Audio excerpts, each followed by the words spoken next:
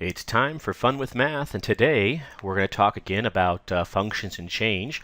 And this is really part two in this sort of lecture series. So last time, let's kind of review what we talked about. So we talked a little bit about how functions change. You know, they can increase or decrease, be concave up or concave down. You'd have maxima or minima, or even inflection points. And then we talked about kind of how you can measure this increase. And so one way we can measure this increase is we can use what's called the average rate of change on an interval, in this case a, b, and then down here was the formula. So let's kind of review where this formula came from. And so the idea was if you have a function, you can typically draw its graph. So here's the graph of our function, let's say f of x. And if you look on it over an interval AB, so here's A, the number A, and here's the number B. Above these 2 points, A and B, you have a point on the graph. So here's a point here above A, and here's a point here above B. And of course, the point above A has height f of A, and the point above B has height f of B. And so we can even write down the sort of coordinate pair. So A, always input first, and then output, f of A. And then over here you have B, comma, f of B. And so if you have 2 points, basically, we can talk about, on average, how the functions change between those 2 points. And the way we do this, basically, is you can think about taking the 2 points and just connecting them with a line.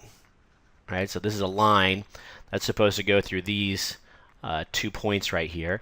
And we can compute what's called the slope of that line, or in this case, it's called the average rate of change. So if you want to compute the average rate of change, delta f over delta x, which really means just the change in the output or the change in the input, here are the output values, f of b and f of a, so you subtract those because that's the change. The change is the difference. So f of b minus f of a. And then divided by, of course, the change in the input values. And so if you look at the input values here, you're going from basically A to B. And so then it's always, the final minus the initial, so B minus A. And that's where the definition of the average rate of change comes from. And then you can use that number to kind of tell you things, right? So like if the average rate of change is positive, in this case, the function on average is going up. If the average rate of change is negative, then you know that on average the function is going down. And then you can even use these numbers to tell you about concave up or concave down. But that's a little bit more complicated, and I don't want to get into that here. Now what I do want to get into, though, is something called the difference quotient. So below this, we have what's called the difference quotient, and here's the formula right here. And the difference quotient is really a generalization of the average rate of change. The only difference is instead of having 2 points, in some sense, it's kind of like you're working with the function as a whole. So let me draw a picture to kind of tell you where this comes from, and then we'll do the sort of algebra that you need to do to solve problems with the difference quotient. So with the difference quotient, we're just going to copy this picture again so you can kind of see how it is basically the same idea as the average rate of change. But we just sort of changed the notation a little bit. So here you have your function f. And instead of having a and b, what we're going to do is we're going to use 2 different points. We'll call one x, and we'll call one x with a little bit more. So we call it x plus h. You should still see there are 2 points above here. So here's a point here and a point here. And they still have heights. But instead of f of a, of course, you have x. So you're going to have f of x. And instead of f of b for this height, you're plugging x plus h, so you get f of x plus h. But we're just mimicking what we're doing basically up here. And so you can actually label these. That's like x, and that's like f of x. And over here, your input was x plus h, and then your output was f of x plus h. And then just like before, you're going to compute basically the slope of that line. Right? And the slope of that line is given by what? It's given by the change in the output or the change in the input. But we'll call this what's called the difference quotient instead of the average rate of change.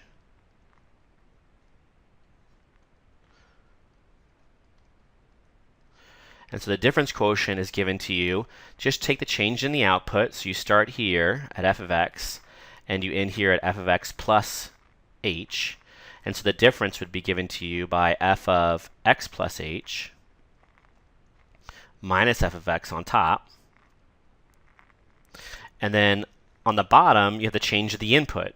And so the input, let's use green, we're going from x to x plus h. So the difference is just x plus h minus x.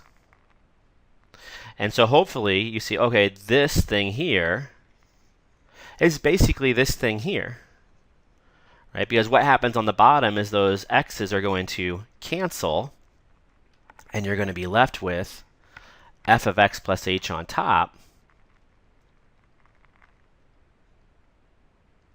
minus an f of x, and then on bottom you're just left with an h. And so that's what I mean by saying something like this thing here is a generalization of this thing here.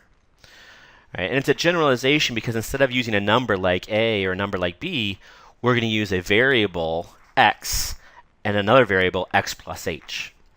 Right, so it's just a generalization. The difference quotient is just a generalization of the average rate of change. And you can see, I mean, the pictures basically look exactly the same. All right, so let's do some problems with this because really where this is actually used is in calculus, and this is actually used for the definition of what's called a derivative. So that's where it's actually used. Now we're not going to talk about the derivative in this class because that's actually a calculus topic, but we want to talk about how you actually find this difference quotient, because in calculus you'll do that again, but you'll also use something called limits, and it'll be a little bit more complicated than what we're doing here, but here we want to learn the algebra. So let's look at the problems. So here are the problems, okay? So basically the idea is you're given a formula and you want to compute this difference quotient with that formula. And so I'm going to go through this, relatively slow so you can kind of see how this works. You do not need to memorize the definition of the difference quotient. I'll always give it to you. So we'll start here with part A. And we'll just write it down, f of x plus h minus f of x, all divided by h. And there are certain parts of this formula that you guys are really good with, and there's some parts that you're not so good with. So let me show you what you guys do really well. So when you apply this, here's my function I'm going to use, part A. I'm going to use a function f of x equals 2x minus 5. When you guys do this, the bottom part you always get right, because you just copy down the h. So you're divide by h. This minus sign you always get right. So you put a minus sign here. And then you usually get this right side pretty much correct with there's usually just one mistake. So you write down 2x minus 5, but there's one more thing you have to do. So don't forget, when you're subtracting off f of x, you're subtracting off the whole thing. So you need to put this in parentheses. If you don't, you're not subtracting off the whole thing, so it's wrong. So minus, in parentheses, 2x minus 5. And then it's always this first part that we struggle with. What's f of x plus h? And that has to do with the way that we read a formula. And what often happens is that your brain gets a little bit confused because it feels like this x and this x are the same x. And it really is not. The reason why we use x's here is really because it's a familiar letter in our alphabet that we can use to represent something.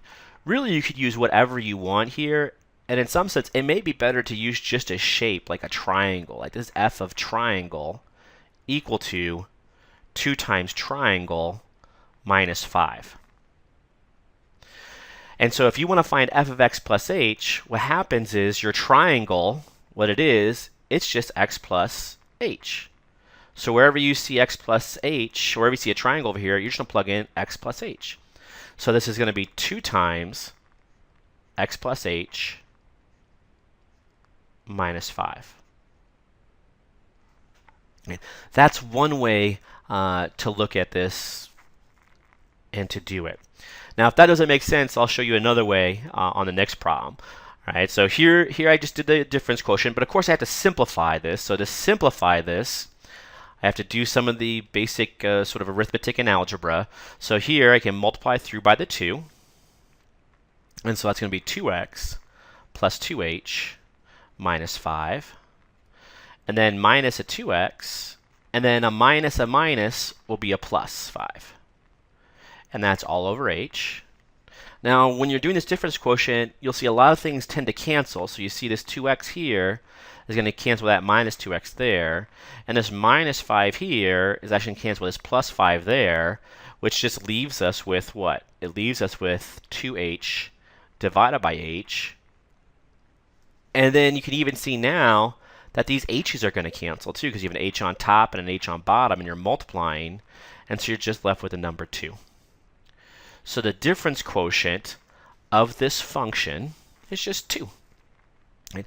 Oh, and realize, why do they call it the difference quotient? Because you're taking a difference here, and you actually, remember, you're also taking a difference in the bottom, because x plus h minus x, which we never write. So you have a difference basically in top and bottom, and then you're taking a quotient. Remember, a quotient actually means to divide.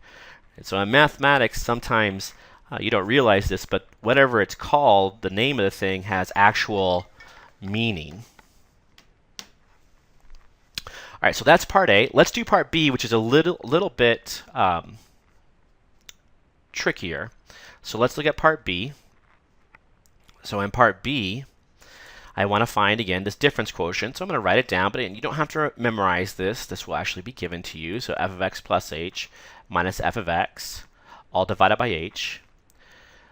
Let's start with the stuff that you guys typically get correct. So, the easy part is on bottom, you're going to have an h. And then on top, you're going to have a minus sign. And then you're going to write f of x. Just remember, you have to put this all in parentheses. So you have minus 3x squared minus 9x plus 1. Right, so we're using our new formula over here. All right, so remember, a formula is just a rule. So when I read this, it's like f of x, or you can say it if you want. So like f of it is 3 times it squared minus 9 times it plus 1. And now we want to figure out what the heck does f of x plus h mean. So the idea, another way to think about this, to read the formula, is instead of thinking of x, think of it out as an it. So you have 3 times it squared minus 9 times it plus 1. And now this thing right here is your new it. So you want to do 3 times it squared. So I'm going to write it down. 3 times it squared, so that x plus h is your it. So there's it squared. And then minus 9 times it. And remember, my it is now x plus h. So 9 times it, 9 times x plus h. And then a plus 1. Because that's the rule for the function. And there's a difference quotient. And now we're going to have to do a lot of algebra. So let's do the algebra. So for the algebra, we need to figure out what is 3 times x plus h quantity squared. And so maybe first over here we'll do some side work. We'll figure out what x plus h quantity squared is. And after you do this a couple times, you won't have to do this anymore. But what that means is you take x plus h times x plus h. And you can FOIL this out if you want, or I really prefer to use arrows because that works in any case. So the idea is you take x times this and x times that. So the first thing I'm going to get is x squared. This is x times x plus an x times h, so I get xh, plus, and now I'm going to take h times x and h times h. So this arrow process, I'm really using what's called the distributive property of multiplication. So I get h times x plus then this h times h, which is h squared. And then you can finally rewrite this as x squared plus, now remember, x times h and h times x are the same thing, so you're adding the same thing together, so you get 2 times the same thing. So plus 2xh plus an h squared. And so what I can do then is I can take this thing and plug it in, of course, for, let's change the color here, for this thing.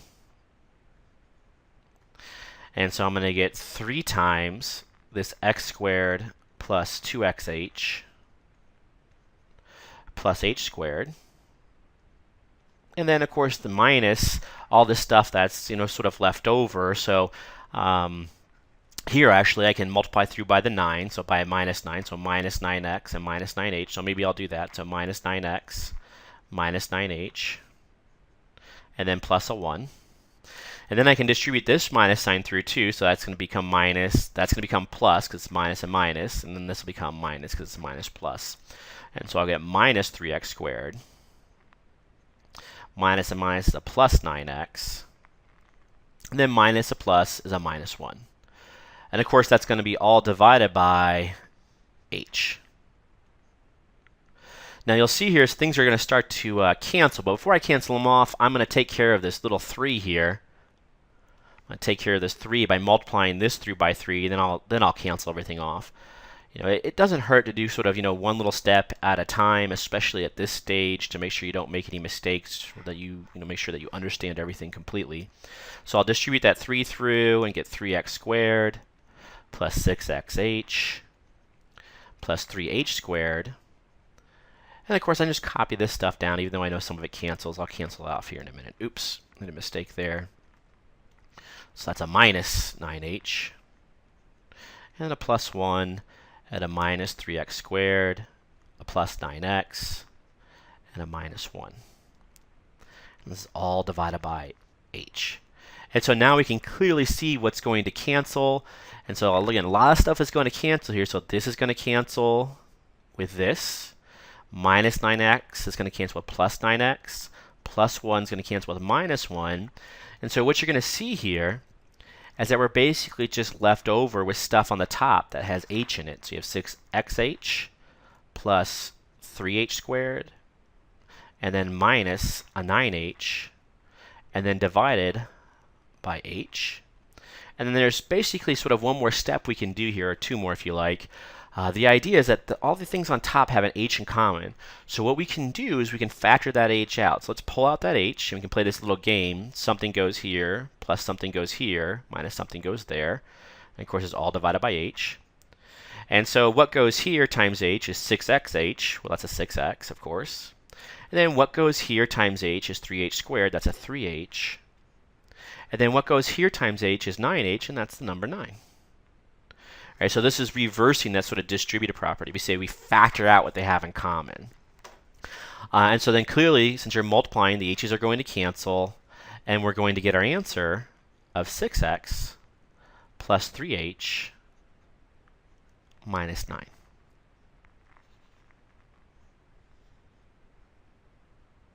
All right.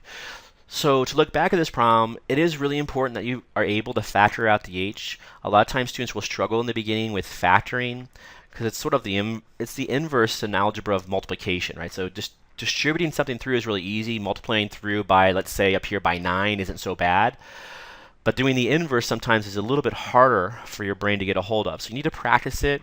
So make sure you can factor out an h that they have in common, and then you can cancel off the h's on top and bottom here. And really, as soon as those h's cancel, your problem's basically done when you're using the difference quotient. And again, when we're doing the difference quotient, this is a really abstract thing, and you won't really understand the point of it until you do take calculus. The idea is we want to do this sort of algebra in pre-calculus so that when we do get to calculus and you do this algebra, it's not the algebra that you're struggling with, it's more of the calculus concept, which will be more of like a limit or a rate of change idea. So it's important that we kind of get this down now so you don't struggle with it later. Let's do one more. So the last one we're going to do is up here. It's part C. And I'm going to copy this down a little here below it. So C, this is the formula f of x is equal to, and it was what, 7 over 2x, so 7 divided by 2x. And now this one's going to be a little bit tricky because it involves a fraction.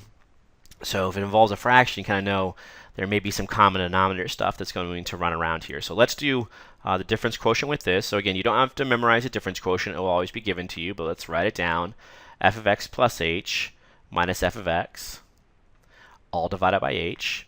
And we want to do what this says now. So I want to try to read this and understand, what it's telling me to do. So on the bottom is easy. That's just an h. I know there's a minus sign up here, so I'll put a minus sign up here. And I know how to subtract off f of x. It's just 7 divided by 2x. You don't need parentheses around this because it's basically just the operation of division there. So the real tricky part is, what are you going to put right here? What is this f of x plus h? And so to figure that out, we have to get your brain to kind of understand how to read a formula. So remember, this is a formula. It's not really the x that's important, it's really the rule. So whatever it is, you're going to take 7 divided by 2 times it. So this is your new it right here. So we're going to do 7 divided by 2 times it. So not 2 times x, because your x is not your it anymore. Your it is x plus h. So what we'll do is we'll write 2 times in parentheses x plus h on the bottom here in parentheses. So that's actually f of x plus h. And so now the difference quotient is basically done. The rest is just some algebra and arithmetic. So the algebra is, there's quite a bit here. So here you're subtracting fractions. And so remember, when you subtract fractions, you have to find a common denominator. And this does not have a common denominator because you do have 2's in common, but you have a times x here, and you have a times x plus h over here. So you have to think to yourself, when I add and subtract fractions, how do I find a common denominator? So in the back of my mind, I'm thinking to myself, it's like I have like 2 over 3 minus 5 over, I don't know, let's say 4. And I need to find a common denominator. So to do that, what I'm going to do is I'm going to put a 4 down here, and I'll put a times 4 on top so you don't change that fraction of 2/3. And then over here, I'll put a 3 on the bottom and on the top so I don't change that fraction of 5/4. But what you'll notice now is that I get 8 over 12 minus 15 over 12. I automatically get a common denominator by multiplying top and bottom by whatever's down here, and top and bottom by whatever's over here. And you can do the same thing with these fractions. You just look at them and say, okay, well, what do they not have in common? Well, they have 2's in common, but this one has an x. So what I'm going to do is I'm going to put an x, and I'm going to put it like right in between here. So it's like 2 times x plus h, and I'll put an x right there. So now it's still the red stuff, because the blue stuff will cancel. And then over here, I need an x plus h, so I'll just put an x plus h on the bottom. And if I put it on bottom, I'm also going to put it on top, because I want the fraction to still be 7 over 2x. And it is still, because these things cancel, so it's still 7 over 2x. But what you'll notice now is I have a common denominator. And so I can rewrite this as 7x divided by, or minus, so 7x minus, because now I can pull them together. Well, let's do this I'm going to do this in 2 steps. I want you guys to see this. It's real clear. So 7x, so right now what do I have? I have 7x over 2x times x plus h, and then minus 7 times an x plus h, all divided by 2x times x plus h. And of course, that's still all divided by h. So where I'm at in my sort of finding common denominator process is I'm just right here. And once you have a common denominator, my brain's like, well, what can you do? Oh, you can bring those numerators together, right? The numerators are the number of things, and the denominator is like the denomination of a thing. So basically, that is you have 8 of these and 15 of those. And since these and those are the same, they're both 12, you can just subtract them. So I get here 8 minus 15, which is negative 7 over 12. And so I should be able to do the same thing right here. So what this will be is you have 7x minus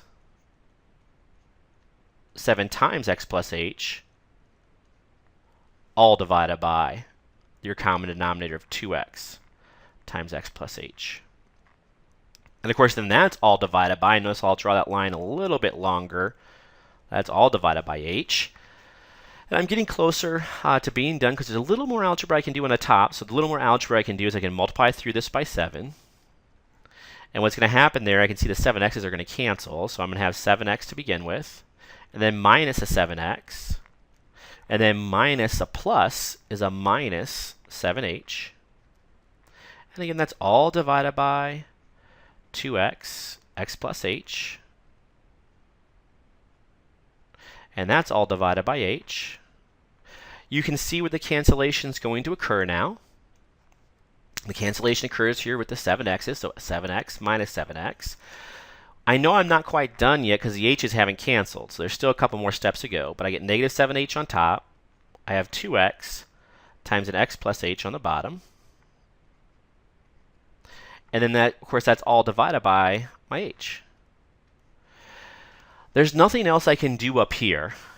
Be careful about this bottom part. Sometimes you guys try to multiply it out, but that doesn't make the problem nicer. It actually makes it worse. So, don't multiply out unless something's going to cancel. So nothing cancels when you multiply stuff out there. So the next thing you have to do is you have to realize you have a fraction on top, and you're really dividing by a fraction on the bottom. So in essence, sort of what I have here is like 2/3 divided by, let's say, 6. And so my brain's thinking like, well, what do you do in this case? Well, the idea is it's like 6/1. So when you divide by a fraction, you just multiply it by the reciprocal. So the reciprocal of 6/1 is 1/6. And then you just multiply those two things together. So I get 2 divided by, and then 3 times 6 is 18. And of course, that can be simplified, but that's the idea I need. So when I look at this, I'm like, oh, fraction on top divided by, and really fraction on the bottom, h/1. So this is actually equal to, negative 7h divided by 2x times x plus h, then times the reciprocal of h/1 is a 1/h. And then you see on the bottom, you're multiplying by h, and on top you're multiplying by h, so those h's should cancel, and that leaves you, when the h's cancel, basically your difference quotient is done, so you get negative 7 on top divided by a 2x times an x plus h. And that's my answer. So from this, what do we want to take away? We want to take away the idea that this average rate of change, right, this can be used to sort of measure increasing or decreasing or concave up or concave down. And then it can be generalized to the difference quotient. And the difference quotient does something a little bit different. You won't see it until calculus, but right now, what we want to get down is just the algebra, because the algebra, there's a lot of algebra there. Right, we want to get this algebra down and feel comfortable with it, or as comfortable as we possibly can. And then in calculus, you'll see how you can actually apply this thing and see how it really is just a generalization of the average rate of change.